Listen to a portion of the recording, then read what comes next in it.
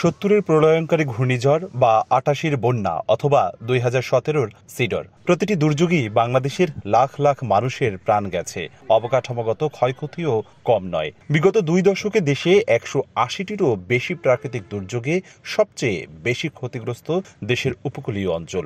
এবার সেই প্রান্তিক জনগোষ্ঠীর সাথেই বড় পরিসরে পালন করা হলো আন্তর্জাতিক দুর্যোগ প্রশমন দিবস। সোমবার সকালে দুর্যোগ ব্যবস্থাপনা ও ত্রাণ মন্ত্রণালয়ের উপদেষ্টা ফারুক ই আজমের নেতৃত্বে বরিশালের সার্কিট হাউস থেকে বর্ণাঢ্য র্যালি বের করা হয়। ঢাক ঢোল বাজিয়ে বিভিন্ন সড়ক ঘুরে শিল্পকলা একাডেমিতে গিয়ে শেষ হয় র্যালি।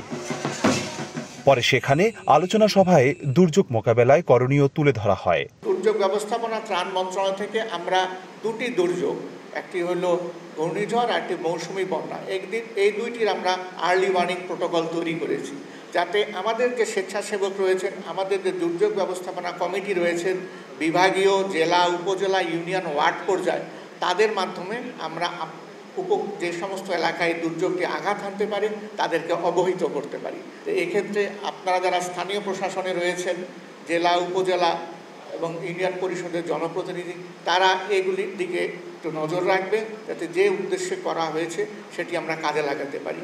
সভায় দুর্যোগ মোকাবেলায় বাংলাদেশ বিশ্বের রোল মডেল মন্তব্য করেন মন্ত্রণালয়টির উপদেষ্টা ফারুক ই আজম। তবে বিগত দিনে রাজনৈতিক বিবেচনায় আশ্রয় কেন্দ্র নির্মাণের নামে অর্থ অপচয় করেছে জানিয়ে অনিয়মকারীদের বিরুদ্ধে ব্যবস্থা নেওয়ার কথাও বলেন তিনি। দুর্যোগ ব্যবস্থাপনা ও ত্রাণ মন্ত্রণালয়ের নেতৃত্বে এখন থেকে সকল প্রাকৃতিক এবং অন্যান্য দুর্যোগ মোকাবেলায় সকল সহযোগী সংস্থা ও সংগঠনের সমন্বিতভাবে কাজ করবে। এই লক্ষ্য বাস্তবায়নে ন্যাশনাল ইমার্জেন্সি অপারেশন সেন্টার প্রতিষ্ঠিত হতে যাচ্ছে। ইতিমধ্যে দুর্যোগ মোকাবেলায় সকল সহযোগী সংস্থা ও সংগঠনের সাথে আলোচনা করে দুর্যোগ মোকাবেলায় স্ব সংস্থার সক্ষমতা যাচাই করা হয়েছে এবং ধারাবাহিকভাবে এই কার্যক্রম অব্যাহত আছে। সরকারি, বেসরকারি সংস্থা, উন্নয়ন সহযোগী, একাডেমিক প্রতিষ্ঠান ও নাগরিক সমাজ সবাই একসাথে কাজ করলে বাংলাদেশ দুর্যোগ মোকাবেলায় আরও সক্ষম, আরও সহনশীল হয়ে উঠবে। পরে স্থানীয় বেলস পার্ক মাঠে দুর্যোগে উদ্ধার মহড়া প্রদর্শন করা হয়। অপূর্ব অপু, সময় সংবাদ, বরিশাল।